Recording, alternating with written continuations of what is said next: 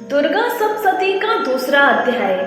ओम मध्यम चरित्र के विष्णु ऋषि महादेवता औषधि छंद शाकंभरी शक्ति दुर्गा बीज वायु तत्व और यजुर्वेद स्वरूप है। श्री महालक्ष्मी की प्रसन्नता के लिए मध्यम चरित्र के पाठ में इसका विनियोग है। मैं कमल पे आसन पर बैठी हुई प्रसन्न मुख वाली महिषासुर मर्दिनी भगवती महालक्ष्मी का भजन करती हूँ, जो अपने हाथों में अक्षमाला, फरसा, गदा, बाण, वज्रपद्य, धनुष, कुंडिका, दंड शक्ति, खड़क, ढाल, शंख, घंटा, मधुपात्र, शूल, पाश और चक्र धारण करती हैं। ऋषि कहते हैं, पूर्व काल में देवताओं और असुरों में पूरे 100 वर्षों तक घोर संग्राम हुआ था। उसमें असुरों का स्वामी महिषासुर था और देवताओं के नायक इंद्र थे। उस युद्ध में देवताओं की सेना महाबली असुरों से परास्त हो गई। संपूर्ण देवताओं को जीतकर महिषासुर इंद्र बन बैठा। तब पराजित देवता प्रजापति ब्रह्मा जी को आगे करके उस स्थान पर गए जहां भगवान शंकर और विष्णु विराजमान थे।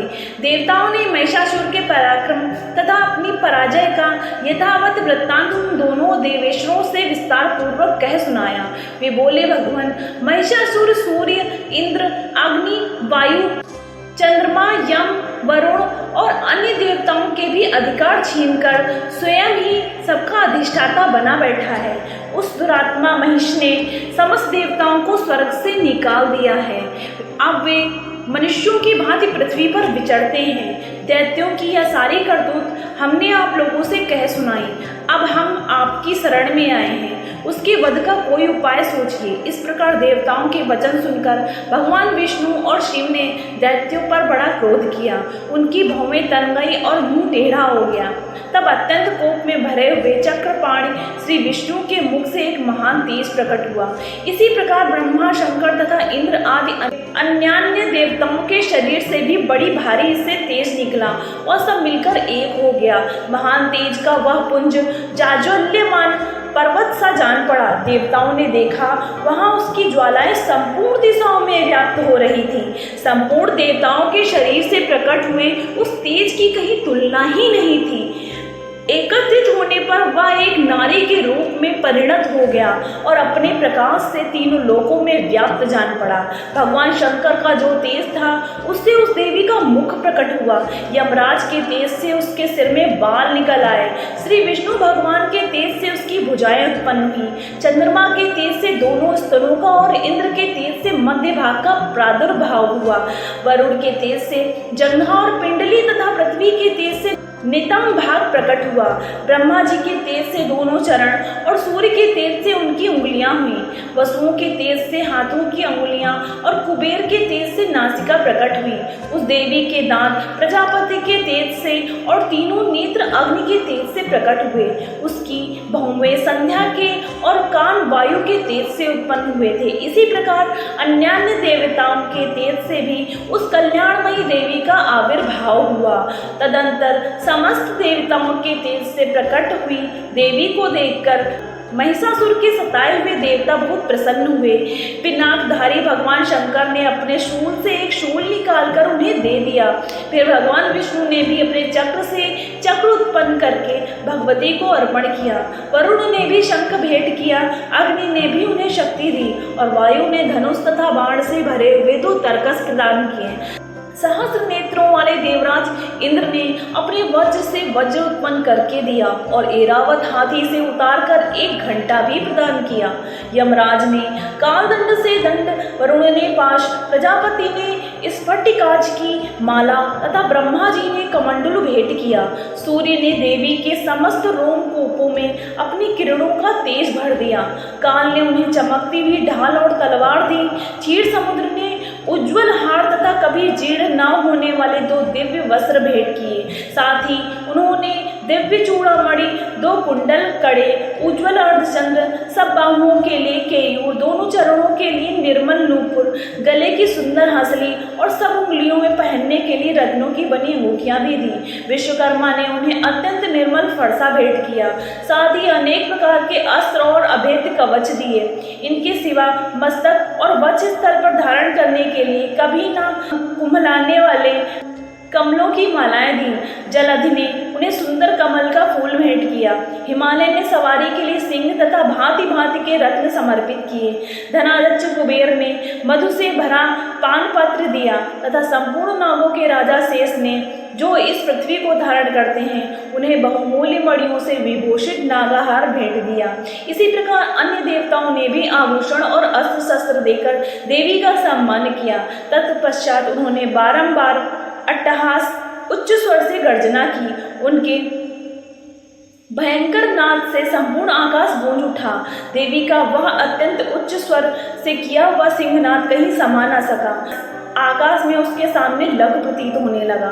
उससे बड़े जोर की प्रतिध्वनि हुई, जिससे संपूर्ण विश्व में हलचल मच गई। समुद्र कांप उठे, पृथ्वी डोलने लगी और समस्त पर्वत हिलने लगे। उस समय देवताओं ने अत्यंत प्रसन्नता के साथ सिंहवाहिनी भवानी से कहा, देवी तुम्हारी जय हो। साथ ही महर्षियों ने भक्ति भाव से विनम्र होकर उनका स्तवन किया।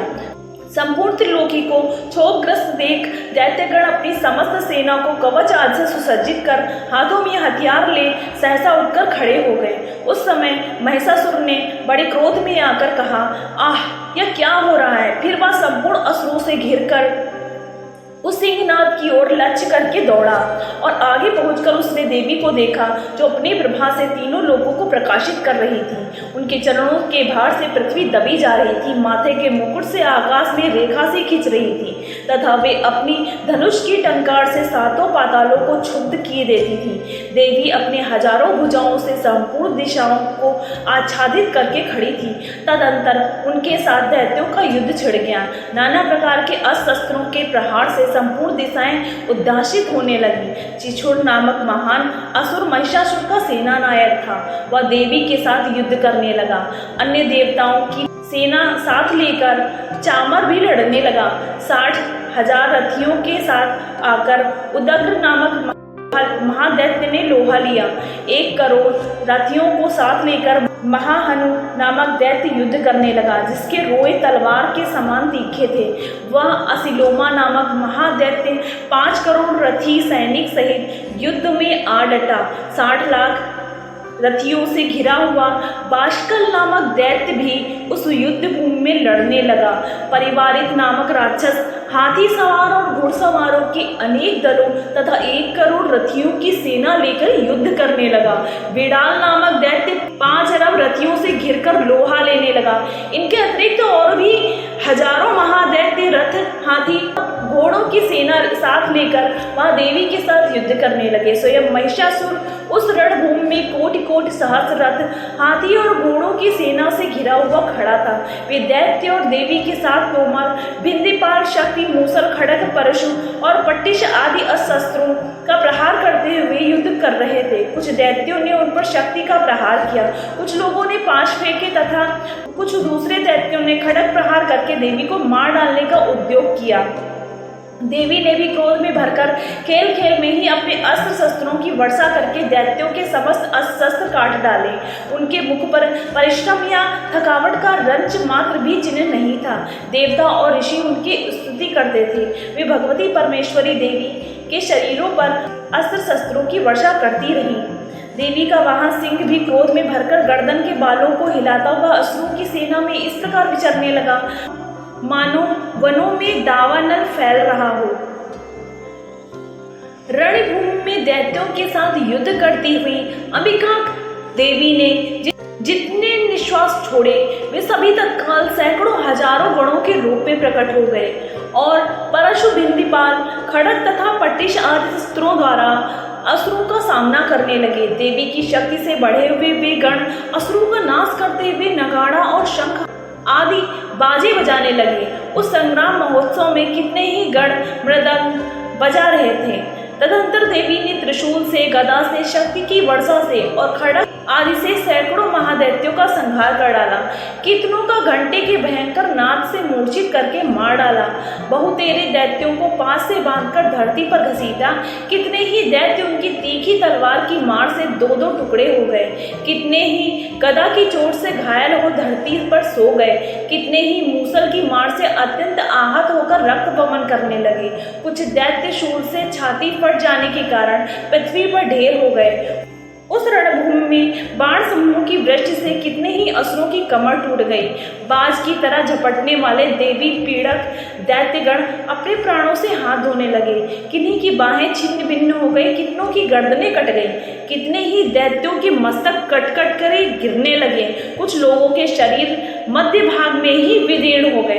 कितने ही महादैत्य जांघ कट जाने से पृथ्वी पर गिर पड़े। कितनों का ही देवी ने एक बाह, एक पैर और एक नेत्र वाले करके 2 टुकड़ों में चीर डाला। कितने ही दैत्य मस्तक कट जाने पर भी गिरकर फिर उठ जाते और केवल धड़के ही रूप में अच्छे अच्छे हथियार हाथ में ले देवी के साथ युद्ध करने लगते थे। दूसरे कबंध युद्ध के बाजों की लय पर नाचते थे। कितने ही बिना सिर के धड़ हाथों में खड़ग शक्ति और रिष्टि लिए दौड़ते थे तथा दूसरे महादैत्य ठहरो ठहरो या कहते हुए देवी की युद्ध करने के लिए ललकारते थे। जहां वह घोर संग्राम हुआ था वहां की धरती देवी के गिराए हुए रथ, हाथी, घोड़े और असुरों की लाशों से ऐसे पट गई थी कि वहां चलना फिरना असंभव हो गया था। दैत्यों की सेना में हाथी, घोड़े और असुरों के शरीर से इतनी अधिक मात्रा में रक्तपात हुआ था कि थोड़ी ही देर में वहां खून की बड़ी बड़ी नदियां बहने लगी। जगदम्बा असुरों की विशाल सेना को क्षण भर में नष्ट कर दिया।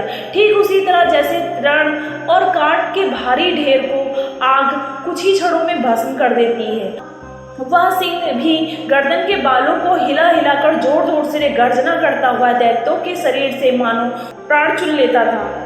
वहां देवी के गणों ने भी उन महादैत्यों के साथ ऐसा युद्ध किया जिससे आकाश में खड़े हुए देवता गण उन पर बहुत संतुष्ट हुए और फूल बरसाने लगे।